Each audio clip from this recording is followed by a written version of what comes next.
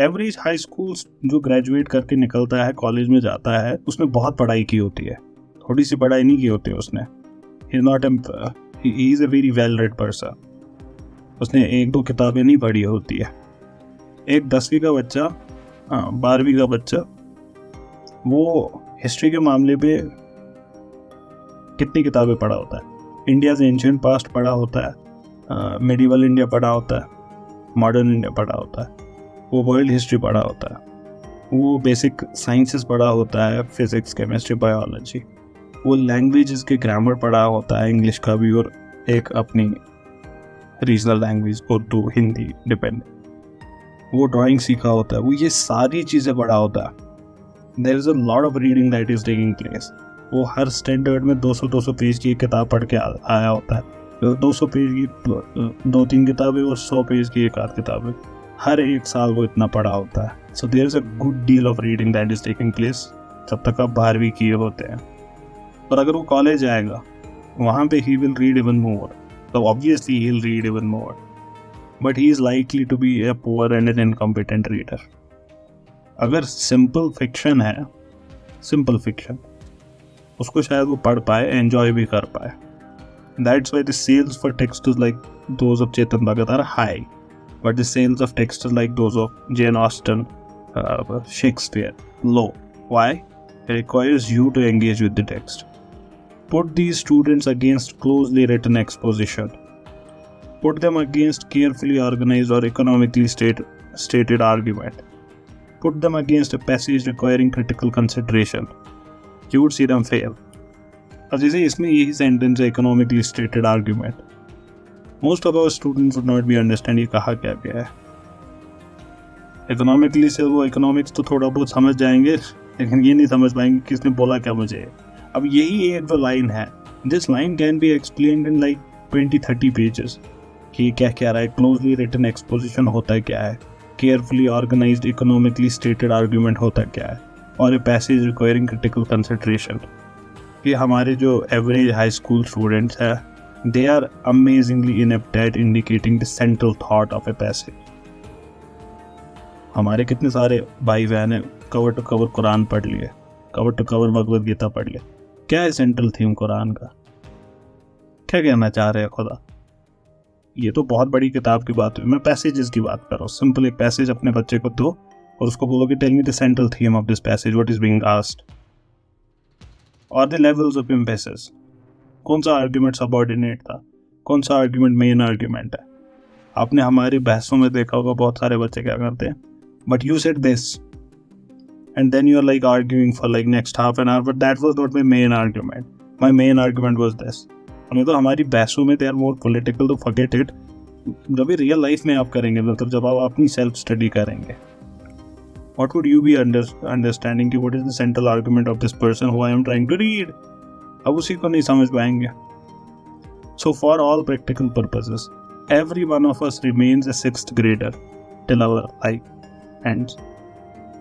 क्योंकि वहीं तक हमारा डेवलपमेंट हुआ होता है, वहीं से हम सब छठी में पढ़ रहे हैं। इसके बाद स्कूल्स एक और लेवल पे फेल हो रहे हैं। They are not able to successfully point out and promote interest in reading. कि एक तो ये काम नहीं करा रहे बच्चों से, और इसमें इंटरेस्ट भी नहीं जगा पा रहे बच्चों का। मैंने इसके बारे में बहुत बात की है इससे पहले भी। Studies after studies have shown it कि हमारे बच्चों में पढ़ाई के लिए इंटरेस्ट नहीं है। पढ़ना हमारे बच्चों के लिए मौत है। मैं आपको कुछ एक प्रैक्टिकल मिसालें दूंगा जिससे आप ये समझेंगे कि हाँ यही केस है। मान लीजिए अगर एक बच्चे को एक माँ बाप ने काम दे दिया, कोई काम जो बच्चे का नहीं था माँ बाप का था, so he is like helping their hand, कि बाजार भेजा राशन लेने के लिए. So it took him like 2 hours. Now he has like say 6 hours, जिसमें से वो 3 घंटे पढ़ाई करता है, 3 घंटे वो क्रिकेट खेलने जाता है रोहन के साथ. Now he has been asked to do some work for the family for 2 hours. ये 2 घंटे वो कहाँ से निकालेगा? Would he take it Rohan के साथ क्रिकेट खेलने में से, और would he take it from 3 घंटे की पढ़ाई में से? You have your answer, you know it. तुम लोगों ने मुझे पढ़ने नहीं दिया, मैं पढ़ता, but now I have to go to play. Why? Because one is very attractive, the other is not.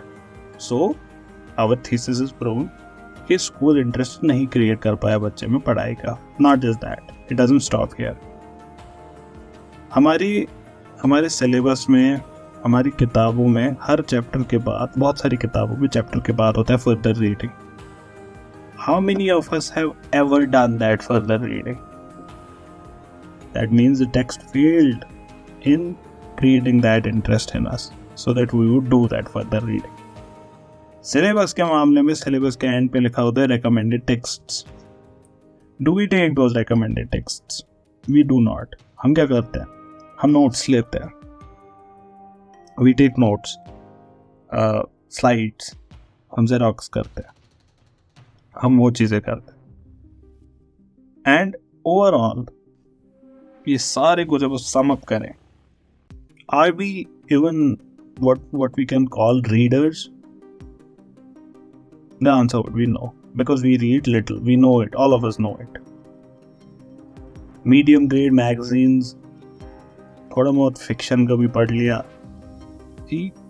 At the best we are doing this. Reading choices भी कैसे बनाते हैं हम लोग? Reading choices are made on hearsay. कि बोल दिया जो बावी कट्टी पढ़ लेना स्ट्रक्चरल इंजीनियरिंग के लिए, ये ऐसे चलता है हमारा. hearsay पे मार्केट चलता है. Casual recommendations. अरे बाबा, you want to understand this? Take Ibn Taymiyyah's refutation of Christianity. Oh, there is this new argument made by Alvin Plantinga. ऐसे चलती है हमारी recommendations. और उसमें भी ये तो still good recommendations. अब तो there is this YouTube video. Oh, there is this YouTube video. There's a YouTuber from New York, and he makes sense. I think he makes sense. And that's the level of हमारा discourse. So maximum readings they happen through casual recommendations. Education is clearly not producing a discriminating or venturesome reading public. It's not able to. आपको एक और proof इसका मिलेगा. You can go to, say for example, Delhi. आप market में घूम सकते हैं और आपको कहीं पे एक स्टॉल मिलेगा, वो किताबें बेच रहा है. अब market is a very good way to understand a society. How? Because demand and supply का law ऐसे वर्क करता है कि you would supply what is optimally demanded. If it's not demanded, why would you create it? Why would you supply it? You see the texts they are selling. और उससे आपको पता चलेगा मार्केट में बिकता क्या है. And there is the list of books which you should not even read. If you go to these stalls, rarest of rare you will find a good book. Rarest of rare. And उसमें धूल चढ़ी होगी. I went to this bookstall in Daryaganj once, and I told him कि ये books के अलावा नहीं है आपके पास कोई books. And he was like कि आप ऊपर जा सकते हैं, वहाँ देख ले जो भी आपको मिलेगा. So ऊपर is one more step. That means someone who is willing to put in another effort. For them there is another floor. So I went there inside. वहाँ पे I purchased collected works of David Hume. How much did it cost me? I paid him 30 rupees for it. He was like, please ले जाओ. And it was foreign publication. UK में printed book थी वो, and you know they cost very high. He sold it to me for 30 rupees. And you can guess the reason. There's another book, R.C. Majumdar की मैंने ancient history ली है. One of his celebrated texts. बहुत पहले लिखी थी. कुछ 20 की 30 रुपए की ली है मैंने. The reason? No one purchases. ये तो पढ़ने की बात हुई। लिखने का हाल यू वुड बी एक्सपेक्टिंग इससे बुरा ही होगा। When was the last time any one of us wrote anything beyond a text message? Think about it for like 20 seconds. क्या आपने कब creative writing में indulge किया last time? I'm sitting today, I have this thought, I want to pen it down. Now if you can write, you're a lethal weapon. Because writing involves a lot of faculties. Writing really involves a lot of faculties and writing judges you. Words don't judge you. आपने बोल दिया निकल गए.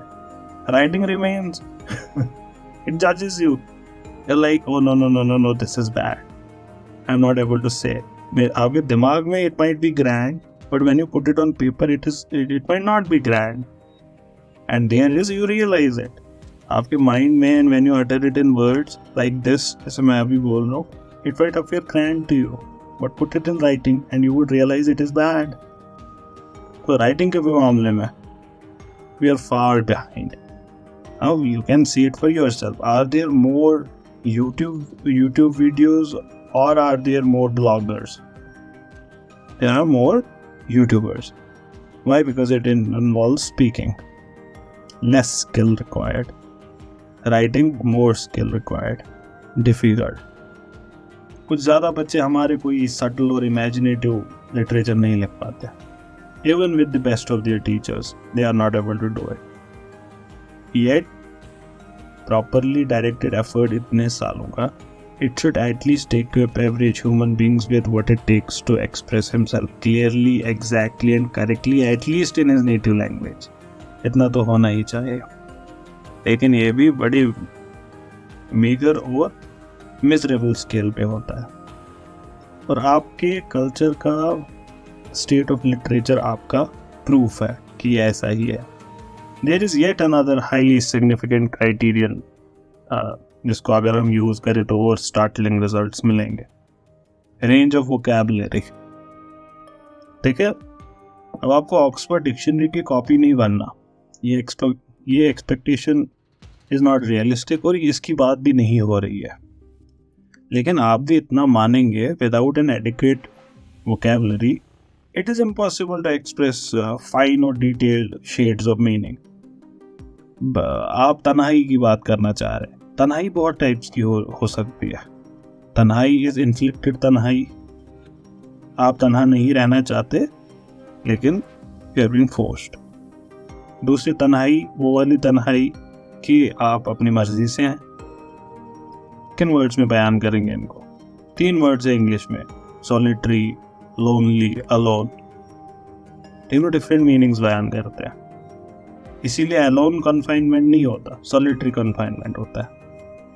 तो हमारे बच्चों के पास किस हद की वोकैबुलरी है? क्या हमारे पास कुछ स्टडीज है जिससे हमको ये पता चले कि we do not want to talk about number, कि हमारी वोकैबुलरी 10,000, 8,000 है, 2,000 है. No. We wish to know, are our schools succeeding in imparting vocabulary? That's what we want to understand. जब हम word counts की studies को देखते हैं तो स्कूल में बच्चों ने लिखे होते हैं, say for example questions के answers descriptive questions में, या फिर essays इंग्लिश लैंग्वेज में जो पूछे जाते हैं, letters पूछी जाती है उर्दू में, हिंदी में, इंग्लिश में, write a letter to your headmaster asking for a leave.